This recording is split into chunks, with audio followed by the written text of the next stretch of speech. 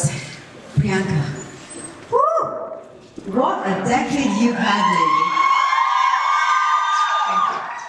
You've had an incredible decade. You know that the Prestige Awards represents global game changers across, many industries that have really made tremendous moves forward in these industries, and they just happen to be South Asian, and that's what the purpose of tonight is for us. The great thing about your journey, Priyanka, which just makes me so excited and kind of jealous as well, is that every single thing you've done, you've changed the game. Whether it's been 17 and winning Miss World, and then deciding I'm going to go and conquer Bollywood and conquer you do, and then Ange comes and knocks on your door from Desi Hits and said, I'm going to make you a mainstream superstar musical artist, and you say, what the hell? Let's do this, and you do. Tell me what is it in your head that makes you think that whatever you decide to do, that you can?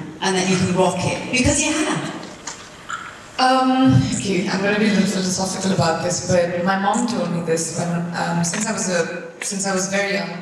I was 11 years old, 12, when I came to America for a visit to my cousins. My entire family lives in America. I have a huge family, and as most of us South Asians know, we're very close to our family. So I came to visit, and I went to my cousin's high school. And I was really fascinated by lockers and different classrooms and not having uniforms, actually. Most excited about that. And I was like, so I told my mom, I was like, why can't I go to school here? And she said, okay, if you want to.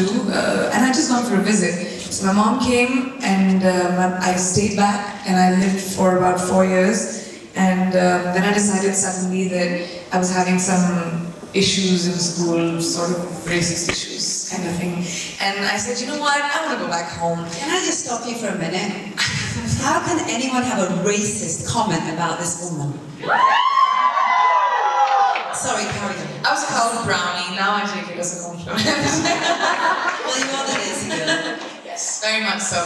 But that was really hard on me, high school anyway is really tough. But my mom told me when I was coming back, when I decided to come back, she said, whatever decisions you take in your life, even if they're a mistake, even if it's good or bad, it's yours. So if you decide to not finish high school in America and come back to army school in Delhi to finish your 12th, know that it's your decision. These are the things that could be good about it, these are the things that could be bad about it, and you're going to have to live with it. You can't sit and cry afterwards. So that gave me a sort of motivation to always take chances. And when I came back to India, my mom I keep thinking that my mom has these insane ideas. She suddenly sent my pictures into Miss India, and I was 17, and I was giving my board exams, I remember, and I was up to here with books because I was an engineering student. And I went in for Miss India. I just happened to win it, and I happened to win Miss World, and then movies came, and then I happened to win the debut awards, and then I happened to learn. I never had a chance until right now to reflect back into my life and think about everything that happened. All I kept doing was saying, okay, that's difficult, I want to do it. Oh, that's even harder, I want to do that. That looks like it's impossible, I want to do it. And that's what I tell everyone, we're in a really global space today. The world is such a small place, and I tell all the young people out there, especially in my generation, that today you can look at a map, and you all sitting here are complete proof of that. And you can look at a map, point a finger at a place and say, you know what, I want to go to Croatia and arrive there, and I want to go to Toronto and arrive there, and you can make whatever you want out of your dreams. You just have to be able to be okay with making mistakes, and that's fine. Push yourself a little bit, and that's when games start changing for me. Absolutely. People don't really hear about things that you've done wrong. Name one. I've had a few. I need to feel better. No, I've had a few. I'd rather not spoil this evening by discussing that. Let's just talk about my achievements, please, Raj. Let's just go there, but then we don't have that much time to go over all those achievements. So let's talk about your most recent avatar into music. What the heck made you think that I want to go into the music business? You are so successful. You're such an iconic superstar in your own right. Why would you want to do something like that? Because it seemed impossible. Because nobody else had done it. I always get excited by doing things which no one else has done. Somehow I like walking into walls and figuring out that it's a wall. And sometimes I can walk through it, break it, and sometimes I can't. But it was actually something that just came out of the blue. I mean, Anjula came and spoke to Natasha. In fact, both of them are here because they both started this entire journey for me. And she came and spoke to Natasha, and I was shooting this film called Sat Khoon Maaf at that point. And I was in this really, actor zone at that point. And I said, I don't want to speak to anyone, and I'm feeling the part, and I was taking myself too seriously, actually. And Natasha kept calling me and saying, Ange is calling about this. And I didn't know Ange. I never knew who she was. And she in Universal. And she said, there's this lady called Anjula, and she wants to meet you, and to talk about something about music, and maybe you should. And I was like, no, I don't have time for this right now. And I'm just really, taking my acting very seriously. And about 2 months later, once I was done with the movie, and Natasha was like, I think you should speak. I really think you should. PC, just do it. So I was like, okay, fine. So I came back and I met Ange, and I remember having this meeting where Anjula had come to meet me, Devraj from Universal, with Salim Suleiman. Actually, I used to go and jam in their studio just for fun, because they used to do movies, my music for my films. So I just went and sang, and just for the sake of it, because I liked singing. So he knew I could, and he'd spoken to Anjula about it, and this meeting just happened, and Ange had this strange passion towards this, which made me sort of think, okay, it could be something. I've always been asked to sing, and I've just never taken it seriously because I was doing so much work, and this just seemed like she was so convinced. And I said, all right, let's do these meetings. And then we had a couple of meetings. We landed up in a studio in London suddenly, and I was behind a microphone, and I don't know what happened and when it did. And suddenly I was making music, and from singing I went into writing my music, and from there Interscope came on board, and then Troy came on board, and then Red One came on board, and today I have an album which is completely ready, and I don't know when it happened. I'm still trying to figure it out. I want to ask you a little bit more about just the whole creative process associated with being a musical artist. Of course, art is art, but every form and genre of art is different. You mentioned that you were just so involved in this role that you were doing, and all of a sudden you had this woman, this British woman, knocking on your door, and she convinced you.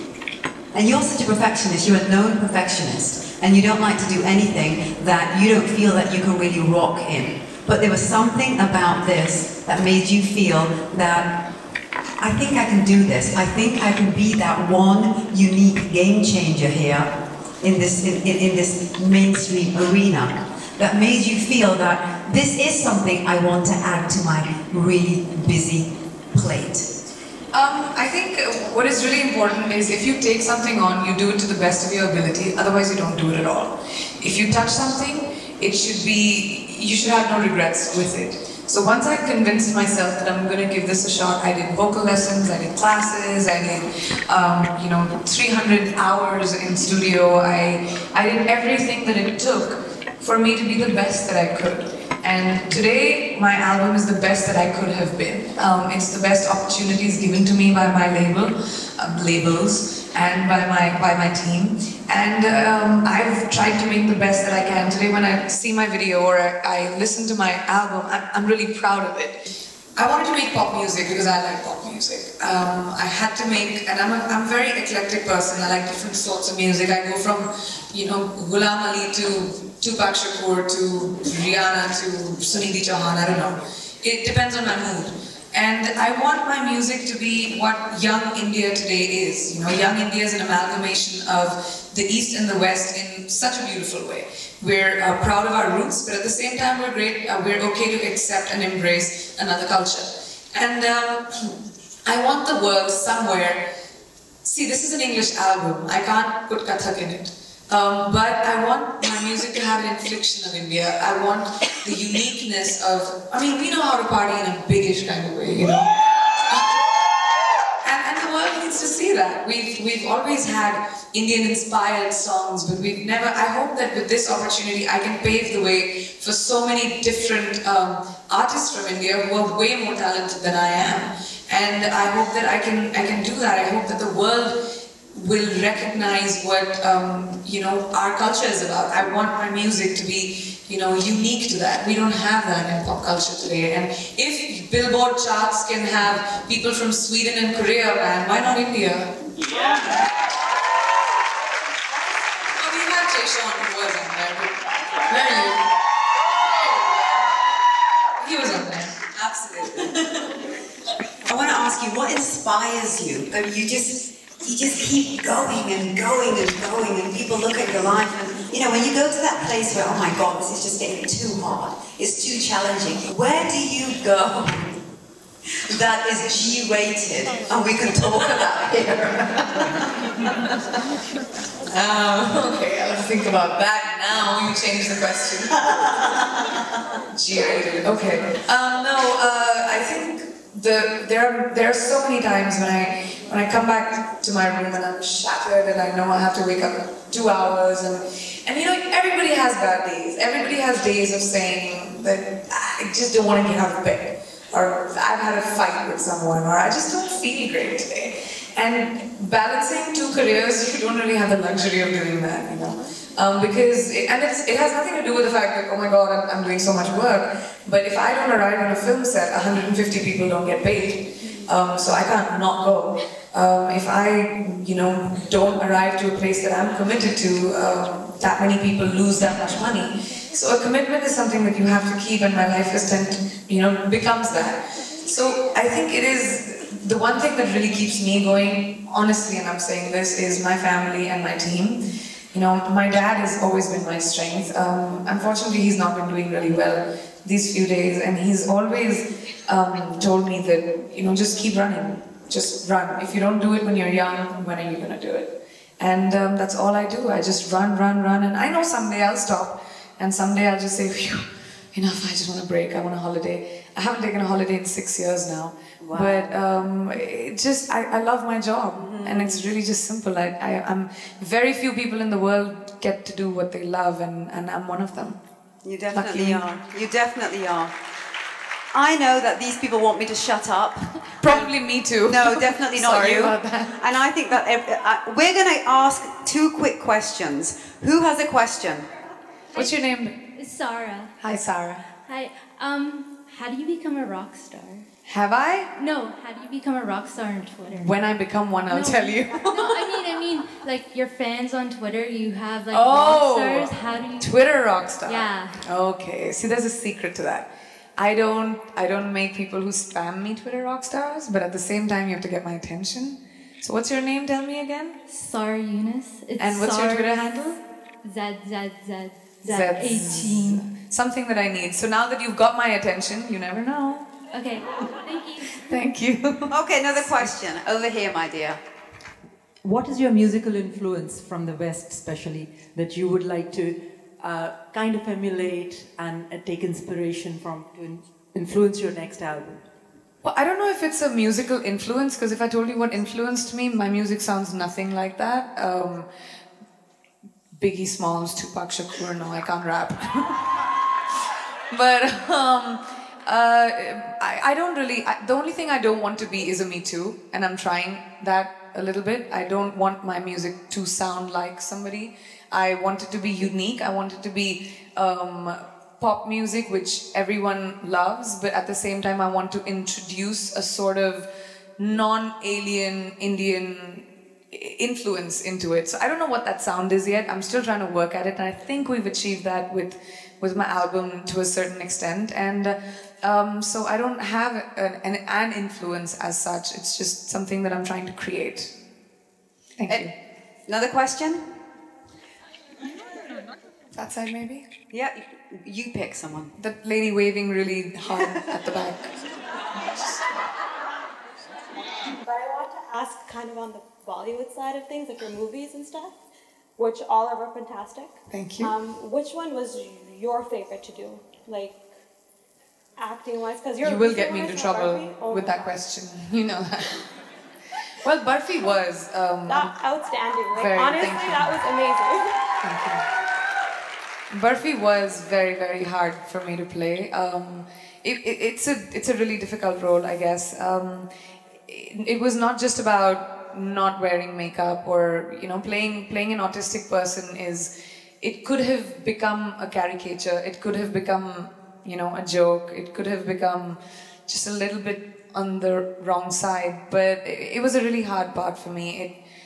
It took a lot out of me, and so I would say, I wouldn't say it's my most favorite because that would be really unfair to a lot of other films that I have done, but it was definitely something that I will cherish for a very long time. Thank you.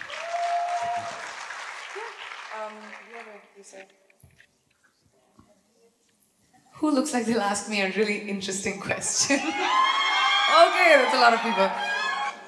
Will you marry me?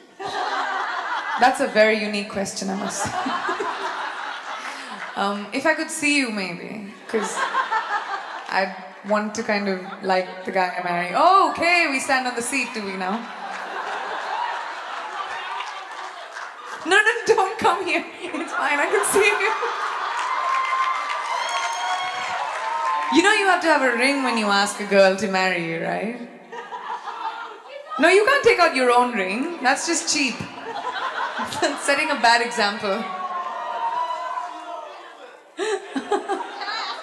Okay, someone else, another question. And you're married. Sit down. Yes, please. You look beautiful, by the way. Thank you.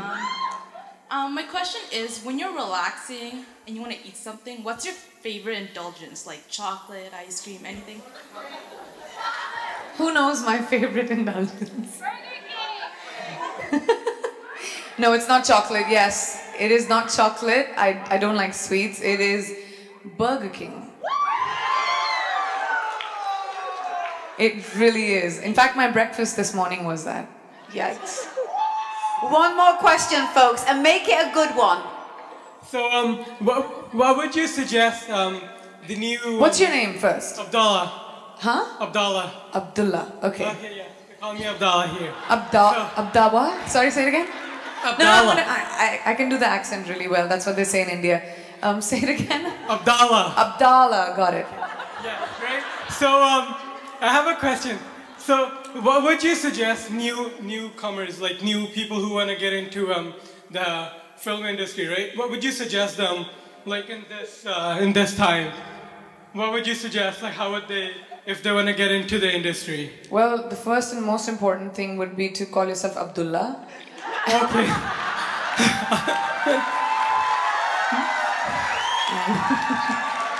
Okay. No. And then,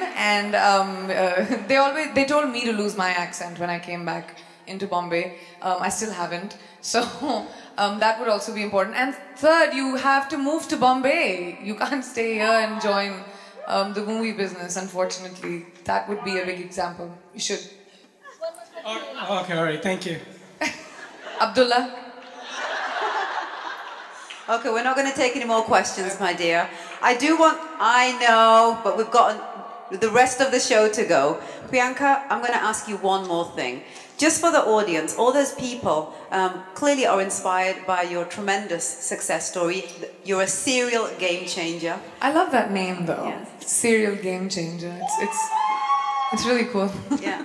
So, if you had to give that one piece of advice to all those people out there who have not taken that leap of faith that you've continuously taken, right? What would you say to them to help them just get off that fence? That one last piece of inspiration. You know, I was sitting here and listening to all the people who you have awarded today, and there are so many people who inspired me. In fact, you know, you were sitting there and I told you, how can people be such geniuses?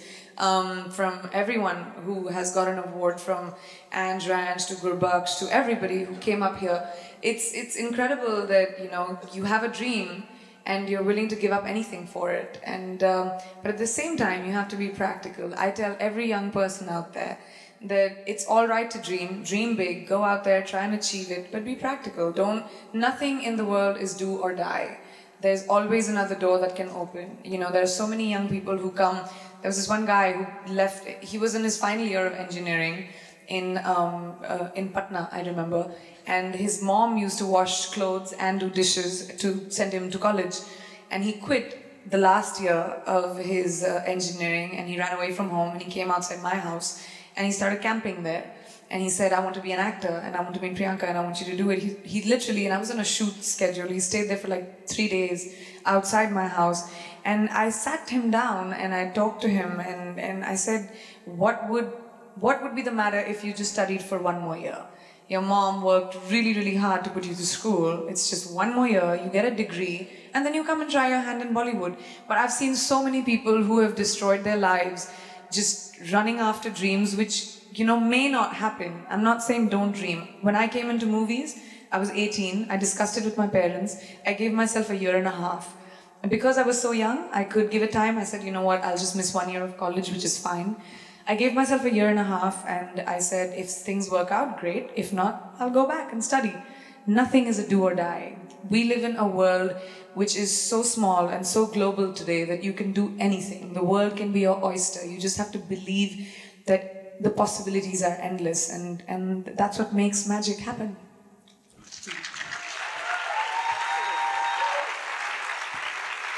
And the woman that has many pearls in her oyster. Thank you so much, my darling. What a sincere pleasure to have you here. Priyanka Chopra, folks. It was fabulous, darling.